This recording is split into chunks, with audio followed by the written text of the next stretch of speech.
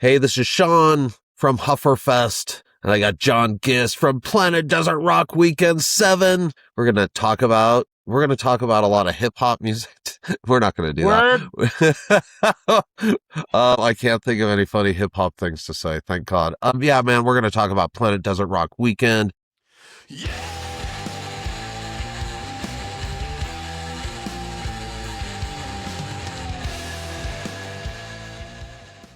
John's got some changes. And then we'll, talk about rock and roll stuff because that's what we love. There's a lot to talk about. Yeah. Whether it be our shows or just the scene in general. It doesn't have to be just us self-promoting today. So that's the good news for people. Yeah, actually, John, there's a couple things I definitely want to talk to you about that aren't really related to our shows or just kind of don't hang out much. So yeah, I know. It's just you and me talking. Dude, it's hard to, it's a rough drive to get together for a beer. So, yeah, man. Well, John, you want to, let's start with the show though, man. I don't know. What do you want me to do? What's going on here? Just act normal. Oh God, I don't even know how to do that. Did you smoke beforehand? I imagine, or yes, that's how I did. Yes, I'm good. That's normal then. I would say. Yeah, it's a normal day off here in Denver in the heat. And John, you had some changes to your show, right? Do you had some stuff go down, bud? So tell me what's up. The plight of running a festival and creating one, all that is one where there's a constant, there's constantly change, right? David Bowie said it changes whether you like it or not. Okay, no, it's true. I prefer not. Put it that way. But I have to deal with reality and not cry and sit and cry in my spilt milk, and I'm not that guy. So I told very few people that, I got the info to some bands decided, there were some circumstances happen and they just couldn't do it. So with that, I got 3 killer bands announced, which will kind of make the lineup full. It'll be right at 21. But you just never know. I totally understand. Right? I absolutely understand. You've been doing it 1 year and you already know this. Yeah, man. I mean, the whole situation's really fluid, right? Like we had a band break up a month before our show last year. Momo Voodoo broke up, and you're airing your dirty laundry for everyone. That's impressive. Yeah. Well, I mean, it's very impressive. I mean, it's just stuff happens, right? And like people move in different directions, and so. It's fun though. I just choose to look at that as like an opportunity, I guess. Well, I mean, it is. Right? Because it has to be. Exactly. But that's all right. Exactly. It is because it has to be. For sure. Listen, I remember, I went to every single Psycho Vegas. It's Psycho Vegas. Some people are like, oh, I went to all of them in California. I'm like, I don't care. We're talking about the Vegas ones, which is like 5 or 6 of them. Yeah. And it happened all the time. The biggest heartbreaker was Witchcraft one year. And I think they had put out like Legend, which was the amazing album. I don't know, something was going on. And it was like the day of. They're like, oh shit. So I like to do mine a little bit earlier. But at the same time, find replacements or bands. So we can do it at the same time. Yeah. No, man, I think it's unfortunate. I mean, do we give I'd almost rather give the good news than the bad news, but then the bad news really is what sets up the good news. Well, the cool thing about this, John, is it's up to you. So you can do it whichever way you want, man. The scene's all about support. I support your decision here. You support me, I support you, but not everyone supports everyone necessarily. That's a little cliche, probably. Well, really yes, that's probably true. I watch people battle it out. No way. So I got the unfortunate news that Black Rainbows from Italy and Child from Australia, neither one are going to be able to make it over. So circumstances beyond my control, certainly. I hope maybe 1 year they can come out and do it. So. Yeah, for sure. I'd really love to see Black Rainbows in particular, and Child. I'd love to see Child do a show with somebody like Luna Soul and just heavy ass blues night. Might even Shotgun start Sawyer drinking and bourbon stuff. that night or something Yeah, weird. There you go. right. Yeah, I selected both the bands because I think they're very good bands, and the Scene Child's newest album is outstanding. Yeah. I'm not gonna just take it off my list now that they No, backed of out. course not. Well, some people do things like that. I know. I had a band that couldn't do it last year, and they were like, because they "Man, broke up. we You hope said. you're not going to hold it against us." And it's like, I understand. It's like you have a Well, I mean, job, or you have kids, or it's just bad timing. It's like, yeah, I don't want to shut those doors on a good band. I mean, hell, and yeah, they're playing this year, and I'm stoked, man. So yeah, I mean, yeah. sometimes things You just work hope. out a year later. No, I'm joking. Well, God willing, yeah, of course. It's not even. It's like God's involved with it, but then there's all these other things, So we hope for the best. We Right. plan for the best, hope for the best, get ready for the worst. John, I'll tell you this.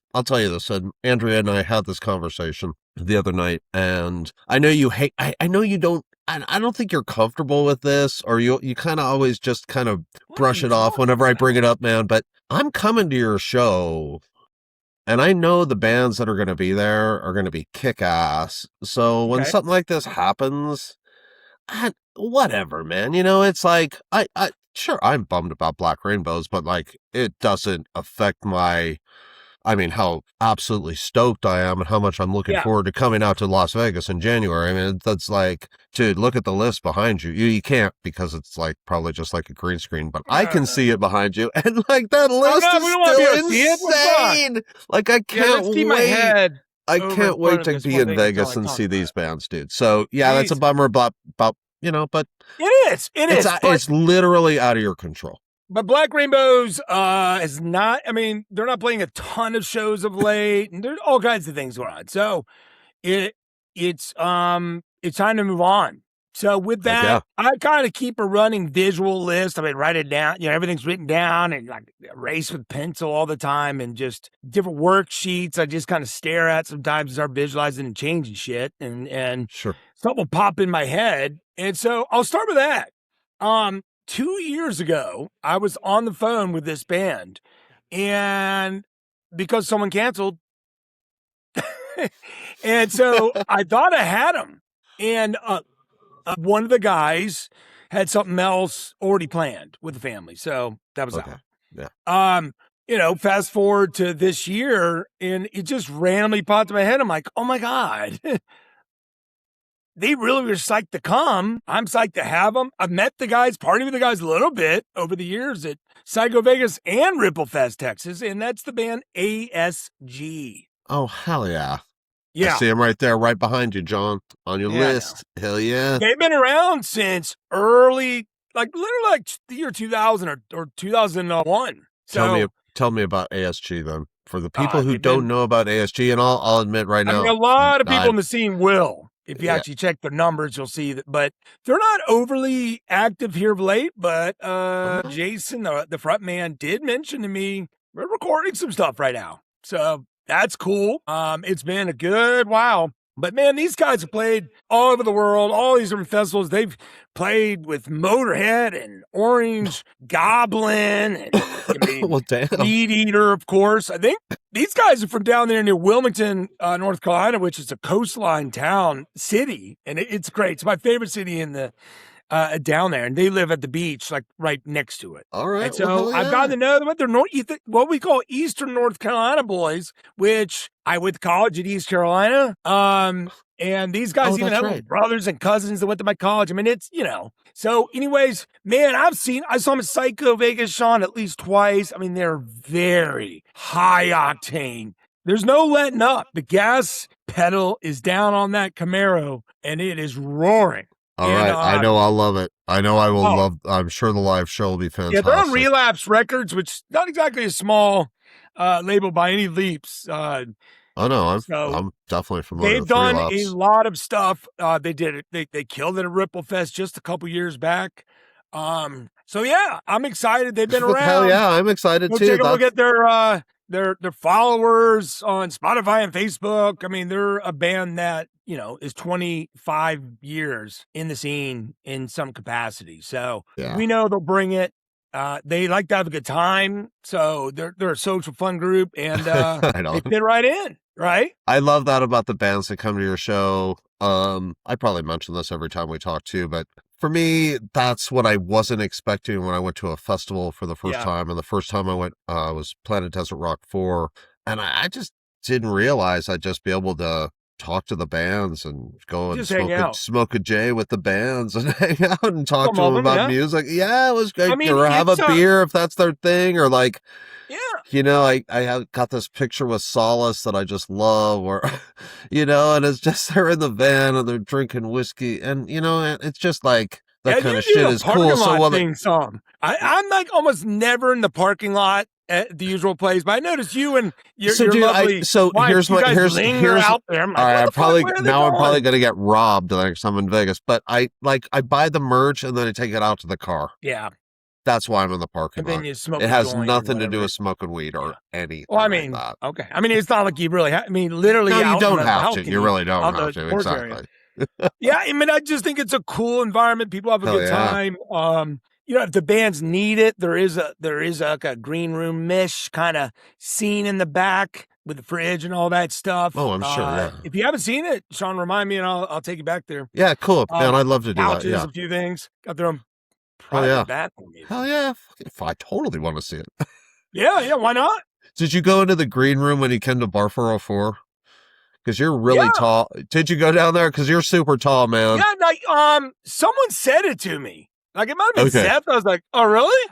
like where is it? And they're like, well, you got to go down these stairs down the basement. I'm like, yeah, exactly. Oh, and Mark Hennessy told me, he's like, hey, I'm here. Where you at or whatever? I'm like, I got my first beer and first drink or whatever. And he goes, hey, come down to the basement. I'm in the back room. I'm like, all right. I'll walk down there, and it's like people looking at me. I forgot who was down there, but someone from it, probably Cody from Godzilla in there, and maybe someone else. And he was in the there was like a closet. Oh, in the closet with the instruments. That's hilarious. He's hanging out in there. So I'm like, okay, what's going on, Mark? I'm like, what are you? I said this to him because if you know my personality, there's things that come out of my mouth. Not well thought out necessarily. So I'm like, what are you doing? Rubbing one out here? I mean, what's going on? That's the first thing I said to him. That's where you do it. John, good to see you, man. I go, let me know where I need to stand. No, I'm joking. And then he's like, no, I'm kind of warming up my pipe, singing a little. And I'm like, okay, cool. That guy is so cool, man. So yeah, I enjoyed it. I loved being able to pop down there. Yeah, that's once again, one of the coolest things about going to these festivals, if you haven't been to one, is the proximity to the band, you know, and their willingness to interact with the fans. And it's a cool way to meet a lot of cool people, you know? I love that aspect of the show. I love that about your show. So hearing that ASG likes to party a little bit, that sounds like good news for all of us. So awesome. Yeah. They know how to have a good time. They're kind of beach guys, whatever, you know. Right on. Well, cool. What else do you got, John? Coming in from Chicago is a band that really has ascended consistently in this 8 or 9 years of them really being involved with the heavy rock scene, the heavy underground, and that's the band Rezn. Are you serious? On Doom charts.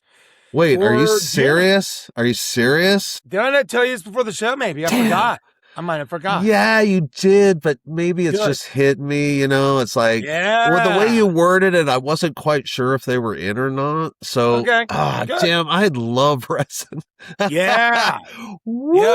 They just started a tour, so they're hitting a bunch of people's towns, but I just, I have respect for them. I've watched them grow. I saw them get this. I saw them at Stoned and Dusted. That's crazy. Kind of like what Mojave Desert's doing, except that they were like in this like remote part of the desert. It's kind of bizarre. And I saw Rezn there, and they had like might have broke out a theremin. I can see that keyboard next to it. Yeah. I mean, some wild shit to be all good and high out there in the desert. Yeah, dude. I think they've gotten better and better with songwriting and stuff. That Cloudfall song, the reason why, I mean, it hits like all the different spots of different stuff you want. Like there's a heaviness that can be doomish within their sound. Oh, for But, sure, for sure. but there's a lot of heavy psych really They at this paint core. those soundscapes. Yeah, man. Yeah, I freaking atmospheric a little bit. yeah, You know, absolutely. very pleasant vocals. Yeah. Oh So man. yeah, Well, I I'm can't tell you. really I am absolutely stoked. yeah, they're a big. I mean, they're a big band nowadays. Yes. So like you got the That's Elders and the like, King damn, Buffaloes and dude. all that, Yeah, but but like the next damn. echelon down, you know, are bands like this that are on that Resin's one rise of to those get. bands that really, to me, is like probably gonna go to that King Buffalo, All Them Oh, Witches they hope level. eventually, and Yeah, they're. yeah. I mean, they got 109,000 monthly listeners right now Debbie Lee's gonna be on freaking on stoked. Spotify. That's big numbers. Yeah. And even their total followers are like up in the upper 40,000 plus. So I just think that they've done a lot of good stuff and they've proven it on the stage. They've played with a lot of good bands. I think one or two of the guys are from my area. Up in Northern Okay. Virginia, and they moved to Chicago. Dude, what's in the Yeah. water there? Like, man, I have some Well, bands not coming from that area too. Virginia on this one. Too, but that Virginia, I'm whole from. North Carolina, that North Carolina is East one Coast, state below. Yep. dude, Yep. good music coming It's from there mid-Atlantic kind of. constantly. Yeah, there you Mid-Atlantic's go. a little different, I'd say, between Virginia, North Carolina, South Carolina, Georgia. Yeah, no, I'm excited. Like, there's good band like Holy Roller from there is coming to play our show, and Crop, the whole Kentucky. Yeah, I love that stuff. Sean is from half the band's in North Carolina, half is in South Carolina. It's like they're not. It's like, you know, they're right on the border. Yeah, they're really like just That's a few cool. minutes on each side, like, you know, a number of minutes on each side. So right on, I man. get the whole area. I know exactly where it is. Even they're talking about. Well, there's an amusement park called Carowinds that's over in that neck of the woods. We'll say. Well, as the you amusement park, literally, you can cross it in South Carolina while you're in the amusement park or something. Man, I'm stoked. That's. So, anyways, yeah, Rezn and ASG are just two, just really, you know, good bands. They're going to bring some different. I mean, ASG is going to be one of the heavier bands when you really get into their stuff. Jason can not only sing, but he's got the scream as well. Maybe not the same scream as is the kind of what's the thing right now, we'll say, with the on the screaming side, but he knows what he's got a good vocal range, and they're heavy. So 2 guitar action, I believe, and they're pretty heavy, man. A lot of good riffs. Hell yeah. And then Rezn will be a nice moody set. I think they'll be headlining. I think they're headlining Sunday. Do you have your days all split up already? Nah, I mean, I keep trying. Mine. Yep.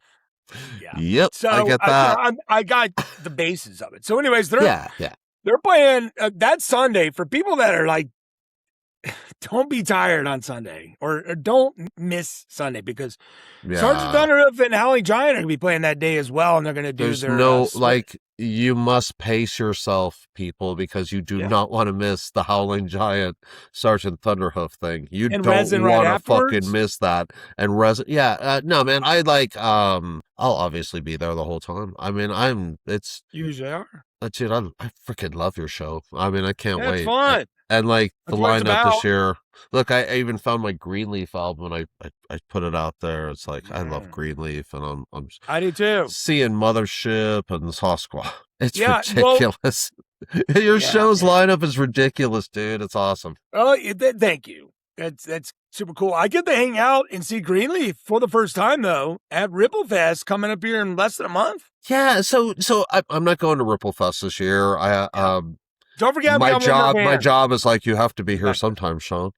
And but yeah, man, tell me, do you want to talk about Ripple Fest for a second? Who you're excited to see, and maybe not just bands, but people that you're excited to see out there? They are a Plane Drifter, which is a massive fan new of album early on.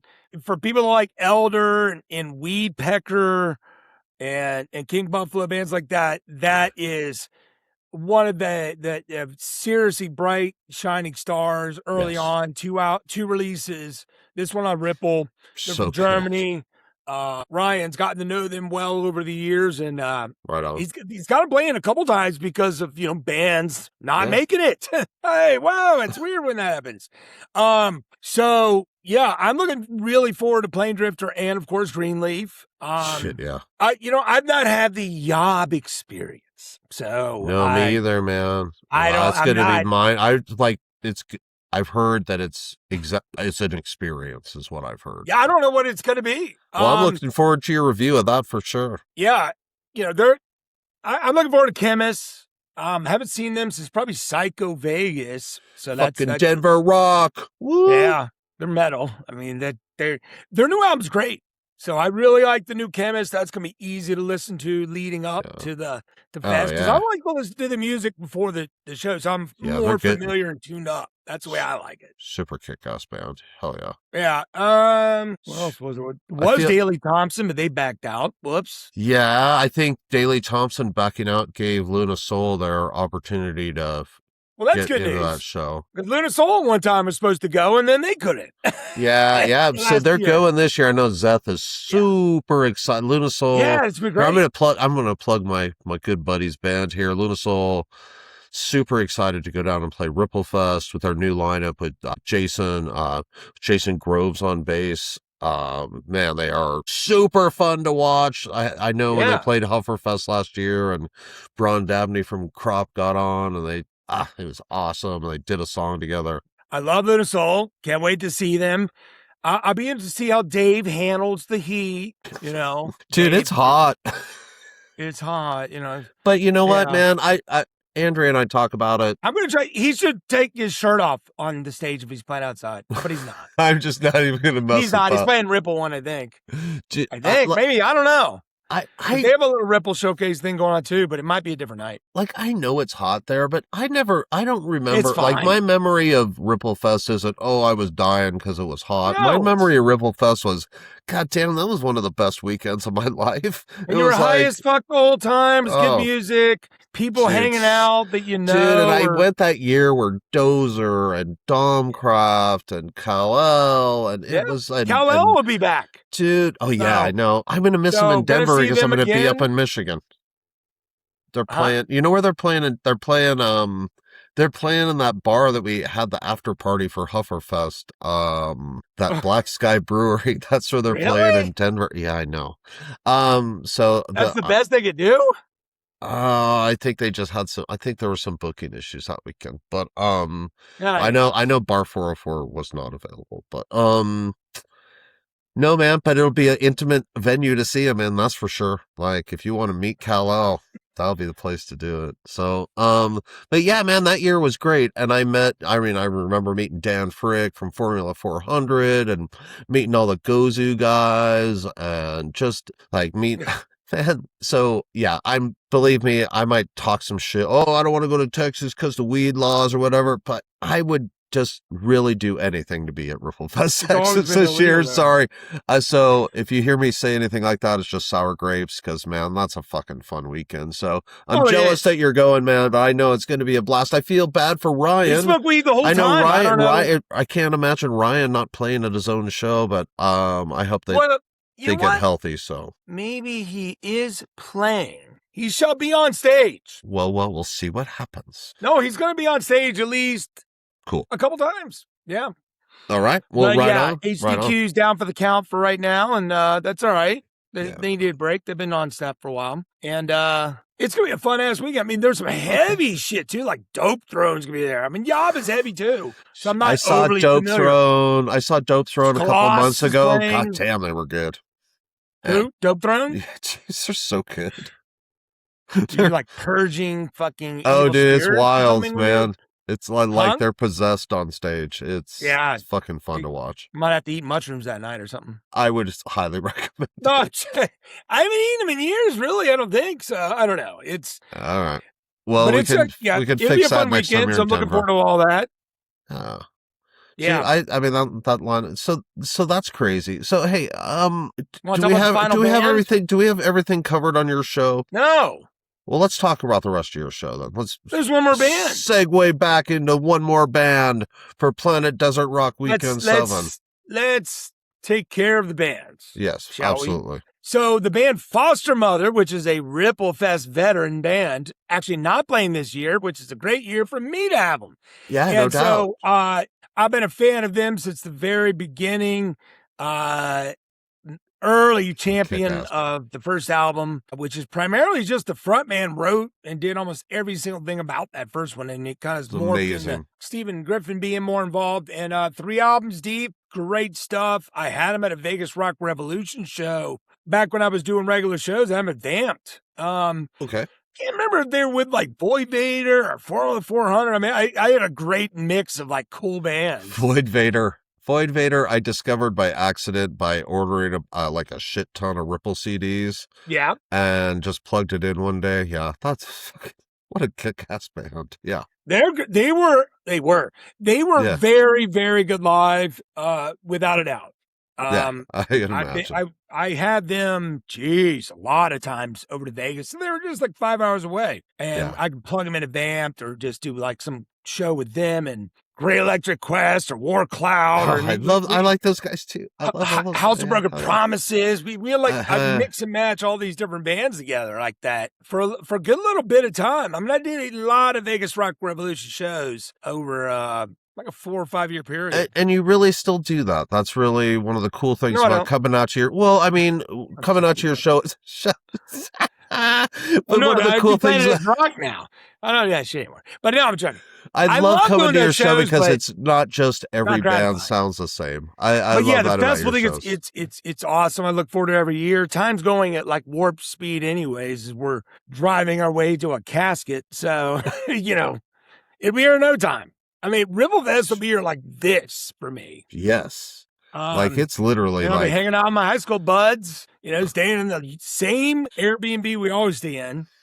So it's Ripple Fest for you, and then the next big one is your show. Well, Kal-El will be playing here like a few days later, cool. after I get back. They're playing over at the Dive Bar, so I think I'm going to help the main promoter with some of the stuff, so we make sure that the word's out about the Kal-El boys. Yeah, I'm gonna be up in Grand Rapids, Michigan, the weekend that Kal-El's here. I'm gonna go see Jason's Grand Rapids Doom Fest this year. Oh yeah, and hang out with Jason and the Wilkersons and Harlan Link from Bog Wizard and a whole bunch of people up there. I've never been to Michigan in my life, so it'll be a cool opportunity to go to Michigan. Hopefully, like it's having a fall thing and like the leaves are turning or whatever. I don't know when that happens in Michigan. Hopefully, it's not freezing ass cold. Yeah, not yet, I would think. I think it'll be all right, but you never know, dude. It's like I'm from Colorado and we're scared of Michigan weather. It's like, damn, that place sounds really cold, and I'm from like Colorado, so yeah. I mean, the upper Midwest is wicked fucking cold up there, as well as making it bad. Yeah, well, hopefully we get out. It's like Canada, for God's sake. Yeah, man, I'm excited. I've never been there. I know the show will be fantastic. It'll be fun to see, hang out with all those people. Super happy for Jason. He's plugging along. Yeah, really has been a positive thing in his life, which is super cool. Fuck yeah. We Jason and I got the old record thing going. We released our single this week, and the album's coming out digitally on October 31st. I think Halloween or something. So how many songs on each side? So there's going to be 3 songs on each side. It's a pretty short record. It's about 33 minutes. But the bands did a really great job on all the songs, and we're really stoked about it. And I'd rather have it be a little shorter and not have any filler than someone just plug it in an extra 4 minutes in it, of something that they're not like. But the bands are happy with what they did. Both sides are recorded very differently. The older guys out from Illinois, Erosions, did everything analog. And it's got some it sounds like it sounds cool, man. It sounds underground and shit. I like the way it sounds. Then Psalm did some great studio work and their stuff. You're talking about Erosions. Yeah. Then Psalm went in and studio, and their sound is a lot different, a little more polished, but still just really biting. That single, have you heard the single Pain? I think I've seen it around, but I haven't clicked You yet. can stream it on Spotify, John. All right. So I'll send you a link YouTube if you need one. But I'll make sure to like it, yeah, cool, man. But yeah, we're excited about that. We're really excited for the bands. We hope it's a good opportunity for them. For Jason and I, it's just excited to be involved in doing stuff that we want to do. Much like you just mentioned. It's fun to not come home and fucking watch TV all night and go to bed and then die wishing you would have done a lot of cool shit. So yeah, it's just fun to be doing stuff, man. Yeah. And like you've always been my inspiration in this stuff, though, John. Because one thing it's always been like, okay, I don't need to make a lot of money, but I can't lose money. So Jude, yeah, your story and actually your advice, over the last couple of years and everything has been really valuable for me. So I appreciate it, man. No, I appreciate you, bud. Thank you. It's and it's important to do these things and be realistic about it. You can have a dream, but it's got to be so. You got to have a foundation based in reality, and you were really important in making that. Helping me understand that. So I appreciate that about you, man. There's levels of risk that each individual has, or the availability to make such a risk. So, exactly. There's a fest right now that's immediately the biggest in just their second year. I mean, yeah, the lineup in Mojave Experience. Jeez, dude, what the hell? Corrosion of conformity, is coming, dude. Yeah, I can't. If I could go, I'd go. The timing's rough for me with my festival and coming back from yours, and money's a concern, and time from work is always a concern. So, but that show, holy fuck, Patrick Brink is like, what the hell, bro? He's just talk living about foot on the gas, man. Yeah. Goddamn. If you can go to Mojave, you got to go to that shit. You can't not go to that if you can go to that. It's amazing. The band lineup is last year was unbelievable, but this year, are you kidding me? But he's not even done. What? Wait till if his T's and I's get crossed on the next, it's crazy. Okay, cool, man. I'm excited for him. I went this year, had a great time. Yeah. With Brian Moy and Phil Mayer and his chick, and we stayed at an Airbnb that actually is the exact same one I stayed at with Ryan Garney and his brother. Nice. When we went to the Heavy Sight Down Fest. So weird. That wasn't on purpose. I didn't book it. Oh, that's crazy. Oh, that's really crazy then. Yeah, I even stayed in the same room. But it's going to be 2 days /3, 2 out in the desert. So in a bigger, there's a bigger stage area. So, jeez, dude. Yeah, I hope you're out in the desert. It's dusty. It's gonna be a little hot. I mean, at night it might be a little cold. You know what? It wasn't. Thank God. I know, but you know how it could be in the desert. Well, you live there. At Stone and Dutset, bad, man, PTSD kind of shit. Well, but no, it was good this year at night. It was great this year at night. Yeah. During the day it was fine, but I'm a little tougher than the average bear out in California. But they put a big awning overhang at that stage thing. So that was good. But the open area they're gonna be doing that, I don't think you can do that. It's massive area. So, dude, super exciting stuff. I'll be getting a better tan. I kind of was disappointed. I didn't get as good a tan as I was hoping. I look better when I've gotten some fun. I come from Scottish, English, and Irish blood, but yet yeah, dude, I get darker in the sun. It's you're just supposed to keep doing it. Your skin actually changes. I have similar lineage. I used to joke. I wasn't even white. I'm just more blue. It's I got to go to the sun to just get to white. It's that's. Oh, jeez. It's I just go out there and flash burn. Right. So yeah, dude. No, man, that's fucking super exciting. Yeah. Like I can't Some even. good stuff going on Gee, in the scene, you know? I can't even imagine. Like I know that like my heart could not take that. Like Take what? planning a show like that. That'd be Oh, crazy. planning a show like that? Dude, having the money involved? No, no. I'm happy with doing what I'm doing. We still have 3 bands to announce. I don't know how to make threes with my fingers. There we go. That's 6, probably 3. Two Um, in the two in the shoot and one in the poop. Is that what you just did? that's how we'll sell that. We got 3. That saying We're is so not doing funny. that. But no, man, we still have 3 bands to announce too, and Yeah. they're all exciting. So we have one confirmed, but they want us to hold off on announcing, and then we're still Why? talking.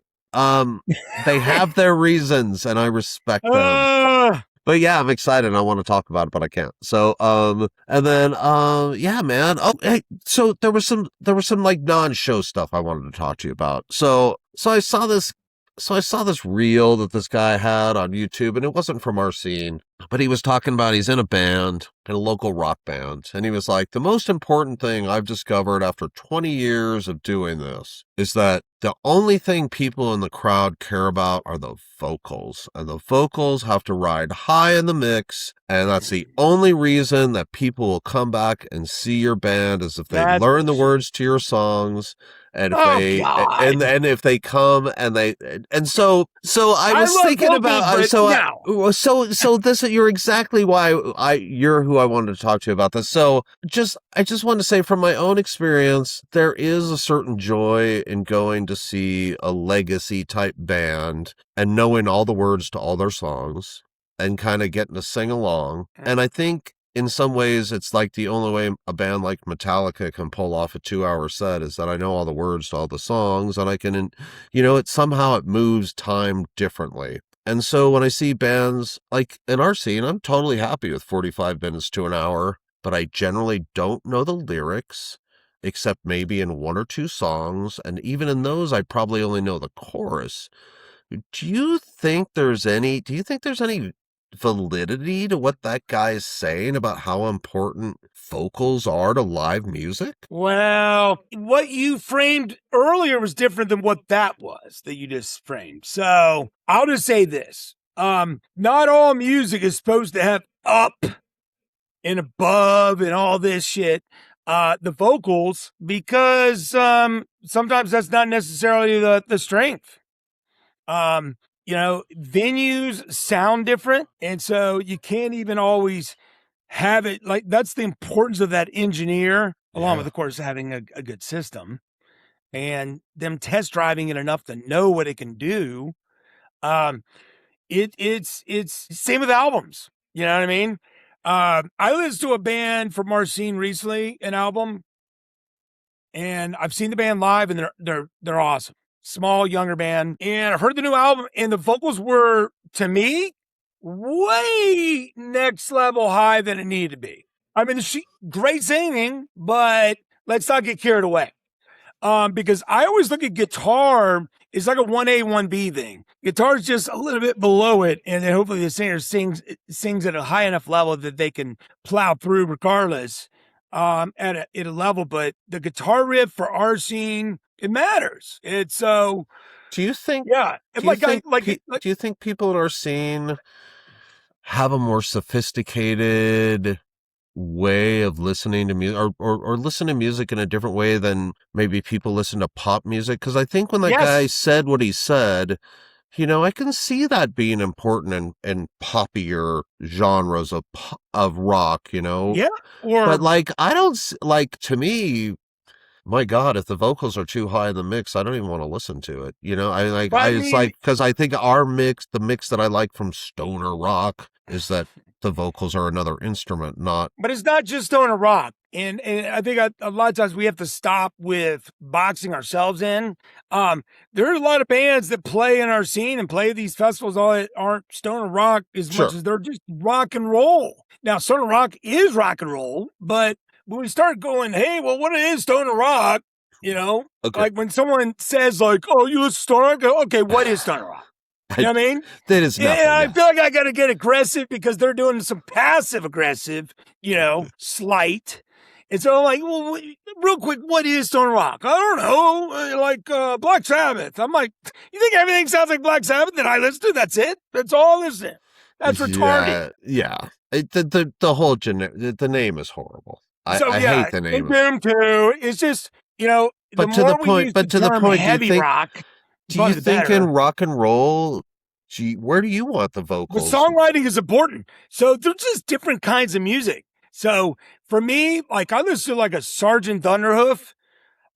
He's an excellent vocalist. You can understand what he's singing, the lyrics as well. They have his vocals up to a pretty higher level on albums and stuff because that's kind of what's driving it, from just such a high level of excellence. But their guitar action is so good. And live, we saw that. And a lot of times the guitar action is going on maybe when he's not singing. It's not like he's singing every single aspect of it. And it's the same with I just got through listening to Villagers of Ioannina City, the brand new album. I know you love those guys. Got the promo on an email. I've listened to it twice now. Right and he's talking about a guy who can sing and tell a story while singing. So that shit's incredible, Sean, but not many people can do it. Keith from Sasquatch writes songs that are sticky as fuck. Like if you can have Burning Bridges or The Judge stuck in your mind or More Than You Ever Need. I mean, he wrote songs very, very, very good. He wrote them in a way that is memorable, but it's not like pussy pop. Yep. Because the guitar and the drift and all that stuff was really good too. I know we agree on that. I mean, I knew this. I just think that I don't like to paint things with a broad brush as far as that guy's concerned, what he was trying to say, because it just depends on the music. I mean, you do need to get the vocal mix dialed in very good live. I mean, that's the bottom line. And sometimes the singer, the onus falls on them because you can only do so much. And it can, if they struggle to like keep it a level volume throughout most of the songs and not end up drop it a little bit, because then, you're not even hearing them because it's buried in there. So that's the tricky part of the whole engineering of the sound. Yeah. If you're not familiar with, you don't have a private sound guy that, a sound guy going on your tour, he's going to know it probably. If he's paying any fucking attention, he's doing his job. He'll be able to go, oh shit, and be able to churn up a certain thing, a certain way to kind of alter it. Thankfully, that's Zeth's role at Hufferfest. So we got a great sound guy this year that we were super stoked. So he's a guy that does sound at Red Rocks and stuff. So we're really happy now. Yeah. Zeth knows people. I mean, it's crazy. I recently saw The Sword in Red Fang and Spoonbenders at House of Blues. It was just downstairs, and that place was packed. It was a Friday night. It was great. Like, I looked around like, fuck, if I get like a third of these people, a third of these people and Planet as Rock, that'd be badass. I'd sell another, it was like, 600 people there. I'm like, where the fuck are these people? You know what I mean? Why are you at Planet as Rock? I do know. So, John, like, promotion, like, always is part of our conversations too. And do you think anything's changed over the last year or two for you as far as how you're focusing on doing promotion? Like, are you using different more? I remember. Do you know Gavin's putting on the show out in New York, and it looks like a stellar lineup. And I remember Gavin posting a question a couple months ago, and he posted something about how much is too much. And I remember your answer was like, there's no such thing as too much, because the only people that'll complain about seeing your ad too much are people that aren't going to your show anyway. So they got a shit attitude. Like, because I've seen the ad too much, I'm not going to go.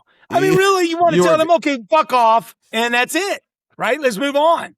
I mean, that's like ridiculous. People that think that way, they're fucked to begin with. They're not going. They're just going to tease around.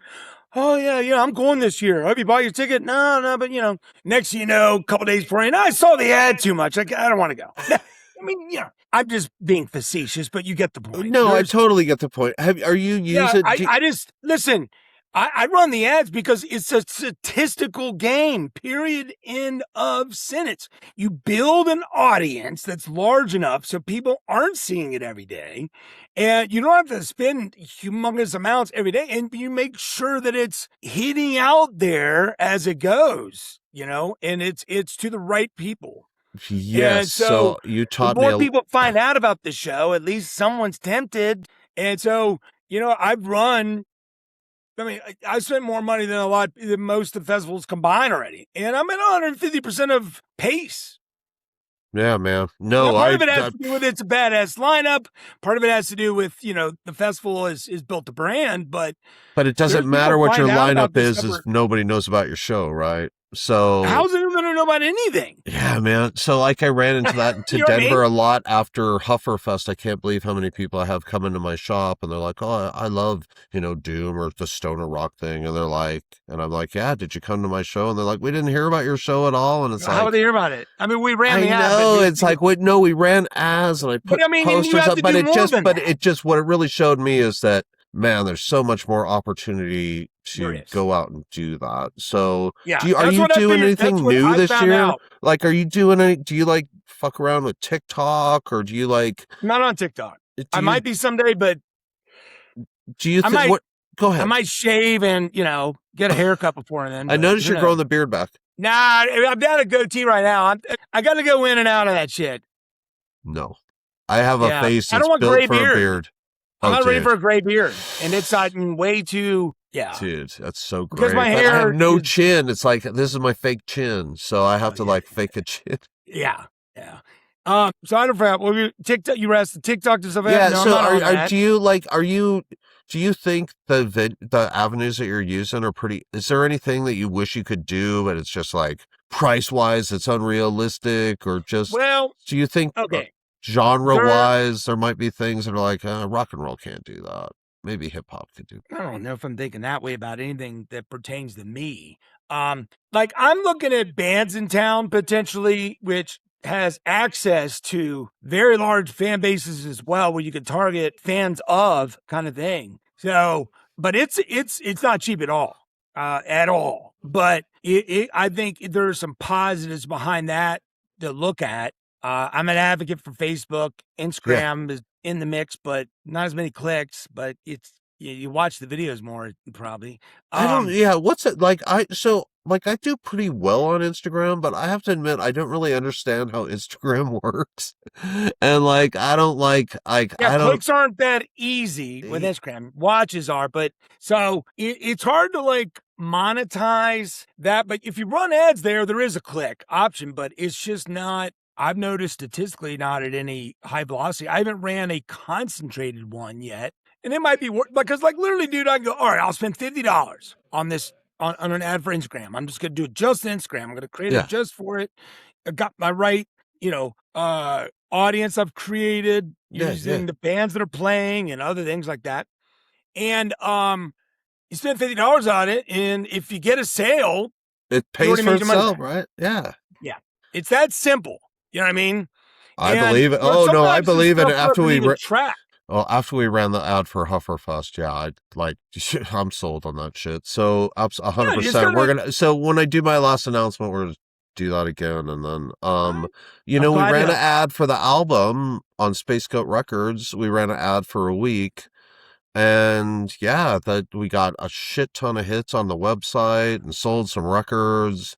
And reach people that were outside of just the Facebook world, which was kind of, or outside of our Facebook world, I say, it's like, that's the cool thing about the ads. I think people don't understand. It's like, you have your own little world there, Vegas Rock Revolution, or I have the Heavy Underground Farm Report, you have your few thousand people, but man, those ads take you outside of that group, and hit people that you're not interacting with. And I think, when I go to a show, I don't know every single person at the show from Facebook. Not. Exactly. And I think a lot of people don't understand that. And you really help me see that bigger picture too. It's a statistical thing.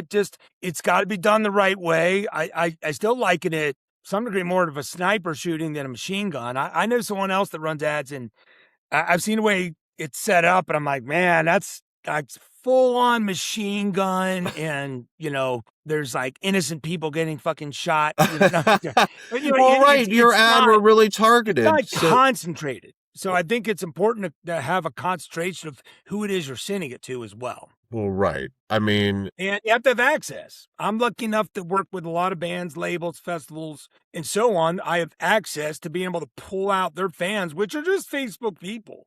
They don't belong to any bands. They don't belong to any, none of it belongs to anyone but Facebook, period, in a sentence. So us be able to capture them and put them in something to go after, they're going to see ads every day. So why not see an ad for something that's for the cause? Exactly. That's my feeling too. And your ads are fun and they're colorful, and it's like, I mean, big thanks to Christina Helgoth for the videos she's done. Oh God, that was so of course, with the changes, now I'm going to be like, hey, Christina, want some bands. I hate doing really that for lucky. Her and Joey Riddell, my artist. I'm like, I need it pretty quick too, Joey. And then I don't hear anything for like 8 hours. I'm like, Joey, what's going on? He goes, oh, I already did it. It's in the folder. I'm sorry. Oh, he's the man. I've been very lucky that I have not had any changes yet. So the art still, I'm just doing additions. It's gonna happen. Oh, I know it's gonna happen. I already got my backup list. I got my close backup list. I got my far backup list. It's, man, for me, I imagine you go through this too. It's like wild when bands that I really like that I've never talked to contact me about, like, hey man, we'd like to do your show. It's like, that is like, yeah, that's the coolest email. It's like, oh really? That's so cool. I wish I could squeeze you in. It's a weird position to like be in, to like not have all the bands that you really love, because there's just not room, right? Because I love hundreds of bands, right? So do you have like, how do you decide from year to year, John? How far out is your list? Are you like, you looking at 29 or 28? 29? No. Do you have bands that you're like, yeah, I have to, like, some are like, no, we already got this and that, so not, so I just put it on the 2028 is a possible one to contact later or something, that's it. I'm like, hey, do you think maybe 2028? I don't know, let's talk down the road. Okay, that's it. It's crazy, man. It's and really agent, a lot of those too. Yeah, agents are yeah, I guess that's the next thing I have to deal with. Yeah, some of them are challenging. I've talked to some interesting people over the last year. Yes, you have. It's been really fun. It's been super taught, fun. while you're still driving. Yeah. Some people. Oh my God, dude. Yeah, I've learned a lot. Some agents are like the old school timeshare thing, where they'll like pump the price up at such a high level. And they're like, no. And they're like, you sure? I mean, tell you what I can do. They're trying to they try to get you at the higher level. All right. Because they're like, I mean, get that. It's a bigger bonus. Because they're making more money because of it. Sure, right? Of course. The agent's commissioned. So it's like easy. So then, next they're doing drops and all that, and they're trying to feel, what is your range? And then they go above that range. It's been, what, man, it's been fun, but we've been really fortunate, man. It's like, and I think you probably are fortunate too. It's like, it's bands in the scene really like playing festivals, like not all of them, but the bands that come and play our festivals, they tend to kind of like it, right? I mean, when I go to your show, player festivals, yes, people are like happy to be there, and the bands are happy to be there, and I think they have a good time with it. Actually, play our festivals, yes. I want to I want people to be there that want to be there. Like, I know that's naive and like probably sounds like amateurish to me, but like, man, I really want like bands like to like be stoked that they're playing with the other bands they're playing with and seeing it as a good time. And that's how it was this year for sure, man. And it's and I see that at your show. I see that at Ripple Fest. It's a pretty cool thing, man. Yeah, man. Yeah, it's just having another good time in life, creating a memory, and I don't know why it's so complicated, but others, they feel like, all right, we're kind of going to that next level. And I mean, there's a certain band that does really good in our scene, and they've kind of like, they're like, we're done. You know what I mean? Like the guy kind of told me that even. I'm like, all right, I'm going to look at you a little differently at this point in time. because you've always been a little bit standoffish, and now that. Okay, I will. I don't like to. And I don't want to get into a bunch of negatives, and I'm not going to. But it happens. But it is, man. It's like you do see a whole other side of this when you start doing this. Like when you're involved. There's just different levels of where people at, yeah, and what their expectations are, and what level you're at to deserve them. And can you afford? There's this whole thing like that, and there's still a bunch of agents who think they should ask European festival prices for American. And so that's why we're not seeing a lot of these bands ever play in America at these festivals, the American bands even, because they want a number that's higher than what really this market can handle. Well, yeah. Like Patrick Brink's putting on this ginormous show. He didn't even have 1,000 people last year, but I mean, it wasn't far off. But and that was a badass like I want 200 people. That's what I want, And I know your number's bigger, but my place can't hold any more than 200 people anyway. We're different. No, and I know I don't mean it like that, but like my point is, to your point, like I have 200 people. I don't have European sized crowd. I can't pay European sized dollars, right? It's like that doesn't make any sense financially. No, it's some of them, but I mean, I'm saying even for a festival like me that could probably fit 500. Yeah, that changes a lot, man. 500 changes a lot of shit, though. Yeah, but there's bands that want, more than It's a major risk for. Like I had one band. Yeah. I know I had one band, and they wanted more than the whole festival made last year, including our merchandise. It's like, yeah, we can't do that. But it was nice that they were interested, and it was nice that they had heard of it. So that was cool, Yeah. But man, I don't know, John. Do you like the size that your festival is? Are you comfortable with that? I know you want like 50 or 100, maybe more people. I don't know. Maybe you'd like 1,000 people. Yeah. I don't know but I've thought about it, and I really think if I'm going to keep doing this for a few years, that I'm going to keep it at the same place and keep it kind of small, manageable. Well, I got room to grow still at that venue. So we had one day of over 400 people. That was the Saturday. Yeah, it was great. But other than that, we never had 400 even. I think we had, it was 300 plus the second night, and then the other ones were really solid too. Yeah, it felt great. It was awesome. It felt like So we have room to move because the room is big. Yeah, we have room to expand.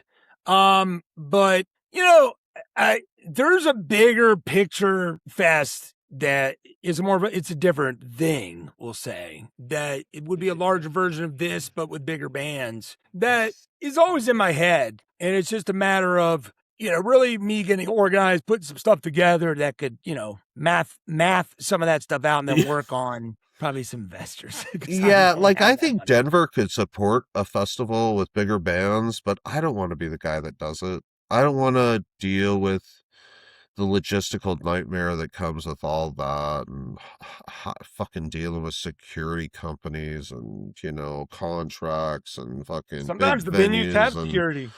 Yeah, man, I just think at this point it's like I really like having a small place. Yeah, you do, man. Yeah, and I think you and Jason both are comfortable with what you're doing, and it's not a competition to go put. No, I agree.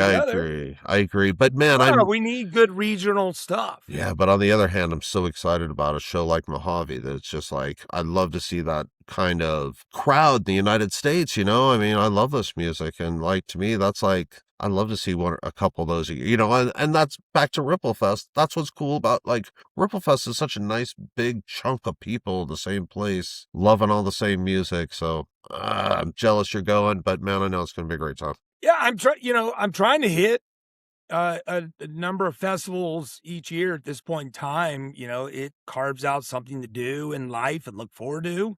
Well, yeah, it's. You try to make it as economical as possible through some planning, and you got to sniff around in things, and find the right deals and everything else. So you can't willy-nilly it. I'm open to go to my first European one next year.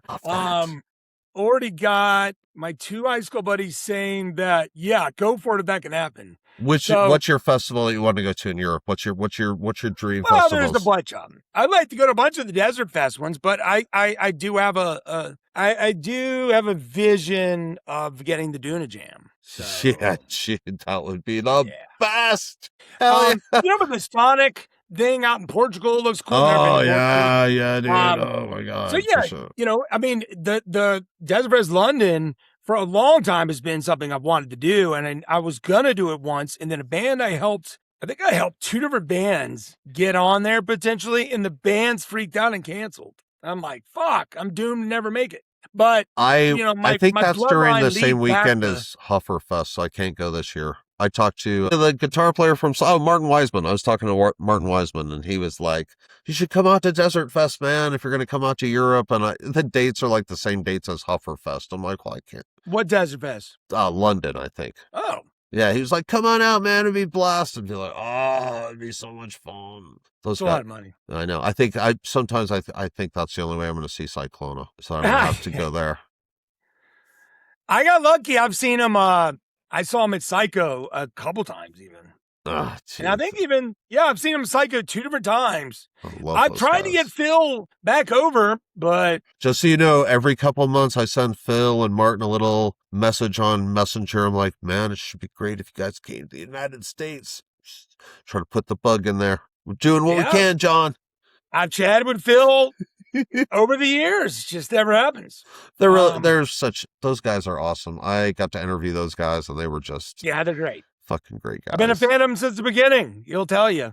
You sent me the CD even back when it first came out. I mean, when he first did it, and I'm like, oh, cool. Play it in the car. I was like, all right, pretty cool. Yeah, yeah. Speaking of CDs and stuff, this upcoming between now and late November, there is so much amazing stuff about to get released. It's an avalanche of stuff. We're talking anything from Uncle Acid and the Deadbeats, the Graveyard, to Villagers of Ionanina City. For God's sake. I still am on several PR people's promo lists from the Doom charts, and so I still get like the emails, but I usually don't. I usually don't listen, but yeah, it's an insane amount of good music. Space Goat Records plug there it is. Yours coming out. Split with Psalm and Erosions. It's really we're really proud of it, and yeah, man. I mean, down, like man. It's even not doing the Doom charts anymore. It's still so hard to keep up with new stuff. It's like there's so much good stuff.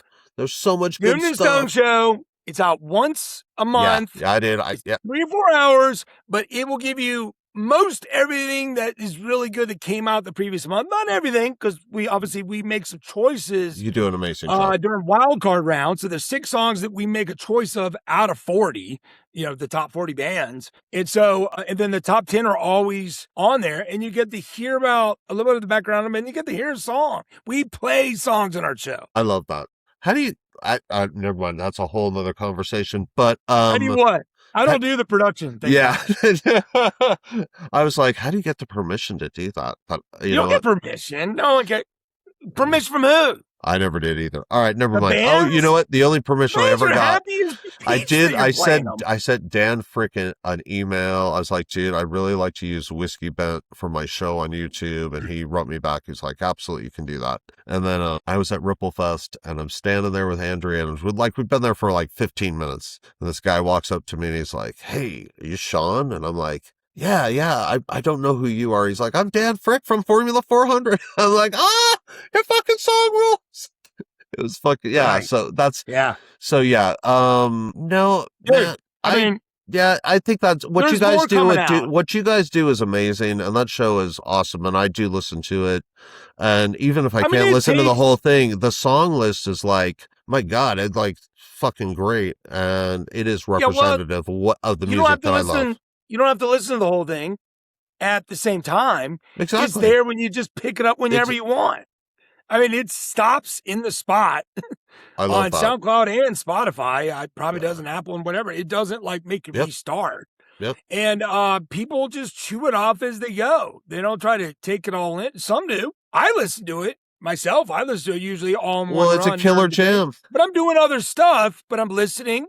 Because I want to hear myself a little bit. Go, fuck, what was I doing? And then, I like the music. most of the time. Most all the bands I like. I don't pick all of them. So sometimes Billy picks stuff that I really don't like. I mean, it happens. You know what I mean? We have dynamically different taste, me, Billy, and Bucky as well. And that's what makes it good. Hey, listen, Green Lung has a new album coming out. Value the Sun. Yeah, man, that new single's badass. Yeah, what is low not slow or slow not low, something like that. Yeah, really good. But the first single was instrumental, which was weird. It's like, I don't know why you would do that, but all right.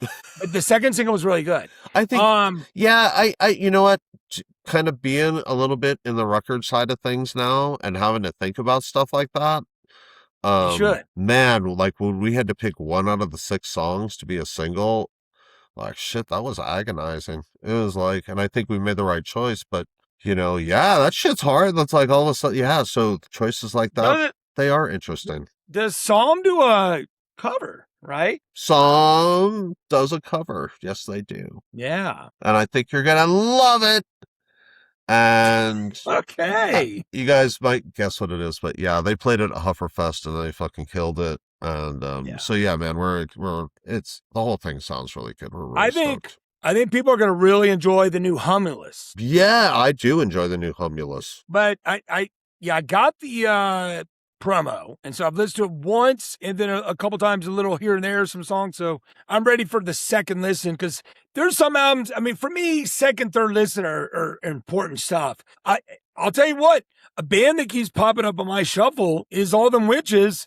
Man, I just grow to like it more and more every time I hear it. And I wasn't overwhelmed by it. I mean, I was like, oh, wow. Man, Jason was like all over that. Jason loves that band. So he was like, Sean, have you heard the new one? So yeah, man. But it's a grower for me. I like those. I like the albums that I like that feeling of listening to an album for the third time and all of a sudden it's just like, oh, I wasn't hearing that before. No, I really like this and I get this. That part again. Yeah, that's cool too. Yeah. That happened.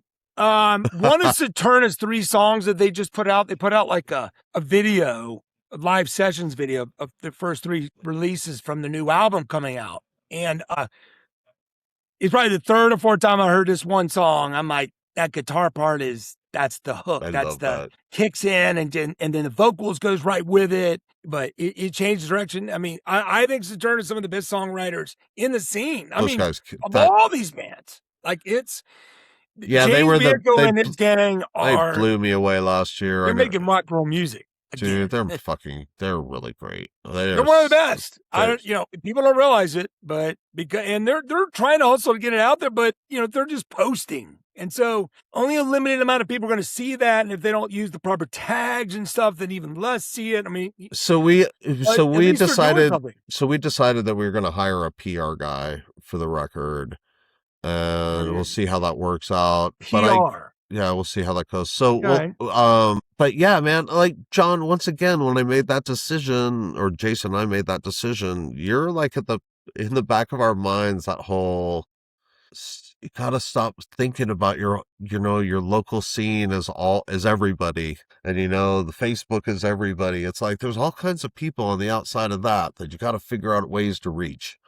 And Facebook's you really a big enough monster alone. You really pointed that out to me, and so it's like, so we want to see if we can expand that audience besides just the people we know on Facebook. I'll tell you before you hit me up, I'll help you run ads where we'll have a very good audience for them to see it at least. All right, I'll talk to you. PR is different than ads. Yeah, don't ever let a PR person tell you they're advertising. No, I think I don't want to just do one thing. And so ads are part of it, and ads are part of it, and PR is part of it. Person. Yeah, I've wondered I thought about doing a PR guy for Hufferfest, and there's just not a lot of tickets. There's only 200 tickets. And we sold out one night last year, and I think we'll sell out every night this year. And so I think between the ads, I'm not going to do a PR guy, but we will be talking to you about the ad thing, and we want to announce at least one more of these bands that we have coming up before we do that. That should carry some weight, so we're excited. So yeah, it's all an adventure. It is an adventure, dude. How do people just go home and fucking watch Matlock and go to bed? How boring. Matlock. I watch shows. I do. I watch some TV I'm too. very picky about what I watch. It's like I record it, or sometimes there's certain series and all that stuff that I latch onto. I've binged a number of series. Right now, I'm finishing up Battlestar Galactica. Oh fuck yeah! From like the mid 2000s. That's awesome. That's awesome. For some reason, I'm drawn to watch it, and then I'm like, holy shit, that stuff's happening now. Oh my God. Foreshadowing, craziness, the Cylons or fucking AI robots. Oh my God. Crazy. Oh no. Yeah, the Cylons. My TV watching is much lighter. I'm watching the new seasons of King of the Hill where Bobby has grown up. That's what I'm watching. Yeah, I want to do that. It's hilarious. No, I stopped watching cartoons after... I love me some cartoons. Really? Never. I stopped watching them as a little kid. I had a weird epiphany as a kid. I'm like, this is dumb. Same shit. I'm over it. I love animation. I was kind of smart at times as a kid, but then then I'm like, whatever. So next I'm watching Sanford and Son and shit, So in sports all the time. So then Beavis and Butthead happened. And and watch it, and I was laughing my ass off. Yeah, right there. All through the 90s, and the music was great. It was such a revelation. Literally, Rob Zombie has an amazing story behind what that that did for him.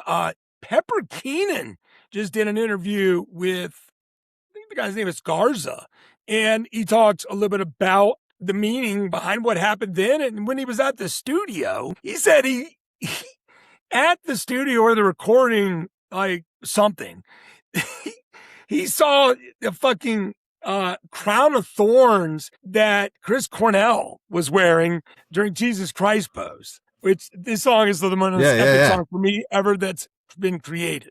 Yeah, yeah. And he goes, so you know what? That ended up being the front cover of the First Down album.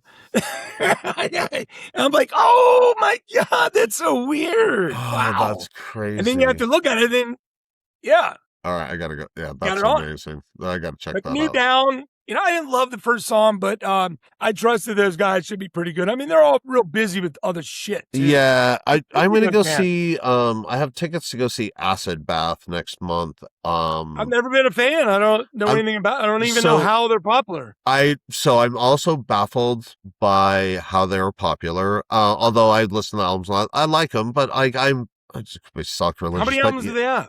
I think I have 2 or 3 albums. So they have the one, I'm most familiar with the one with the clown on it. And sorry, Acid Bath fans, I don't know what that is off the top of my head. But Windhand is opening the show, bud. Cool. And Windhand, a classic doomy stoner rock band at Red Rocks, with I remember fucking big sound and shit. I'd just go for that, cool. Every time we go to Red Rocks, I say to Andrew, I'm like, could you imagine seeing Sergeant Thunderhoof play fucking Red Rocks and how cool it would fucking sound? Because Dan's voice is so big and they're so, they have that huge atmosphere and they sound bigger than they are. Should play there. A one-night only event of Caius. Yeah, it's something like so. How epic would that be? So exactly. So I'm very stoked to go see. I mean, we're staying around for Acid Bath and Ministry, and it'll be fun. But cool, man, seeing Windhand at fucking Red Rocks, man, I am fucking so excited. That's gonna be another crazy Mid-Atlantic band. There you go, man. Virginia. I saw them at Heavy Psych Sounds Fest in Joshua Tree. The year I mentioned I was with the Garney Boys. Oh man, I've never seen them. Oh, sweet. Mid-Atlantic bands. I love them. I have a band from New Jersey coming to my show. I'm pretty excited about. That's a band I'm excited about seeing at Ripplefest. Fuck yeah, I bet you are. Oh man, I know. Hanging out with the Jersey Boys. Man, Solace is dude. Yeah, that'll be fun. Another great band. Those guys are good guys. Another great band I was introduced to at Planet Desert Rock Weekend. Amazing. So yes, dude, right. I got to wrap it up. That just took me. They've been around for a long time, but I was happy to have them.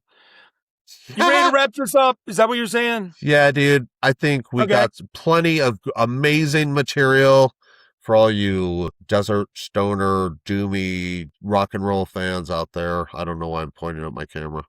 Listen, yeah, hold on. Tickets for Planet Desert Rock are available on Eventbrite. Easy to find. Vegas Easy Rock to Revolution, find, easy to September. buy. Easy to buy.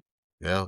You can find Yep. Hufferfest tickets on hufferfest.com. They're pretty easy to buy too. There you go. But you know what, man? Definitely, you guys, please come to my show. I'd love that. But if you've never been to a festival, I can't stress how much fun I have every year at Planet Desert Rock Weekend. It's in fucking Las Vegas, man. Easy to fly in, super cheap hotel rates, so much to do besides go to the shows. The food is great. But the most important thing for me is a community that gathers there for John's show. So if you've been to Ripple Fest and you know that feeling, man, it's the same thing at Planet Desert Rock. You're going to make a lot of friends. You can go by yourself. You will not leave by yourself. You'll make some friends. I know Andrea and I did. So, man, definitely get tickets and plan to go out to Las Vegas in January, end of January, beginning of February. End of January. Last 4 days. Oh, yeah. We don't have any February this year, do we? No, this year. No February. But you know what? Stay an extra day if you really want to be in Vegas in February. You can do whatever you want. No one makes the rules but you, baby. There you go. Yeah. John, I appreciate your time always, man. Thank you, bud. Thank you for having me, man, and we will talk soon. Yeah, dude. Thank you. Thank you for everything. Hang on a second. This is Sean from Hufferfest and John from Planet Desert Rock Weekend, man. Thanks for watching. We appreciate y'all. Yeah!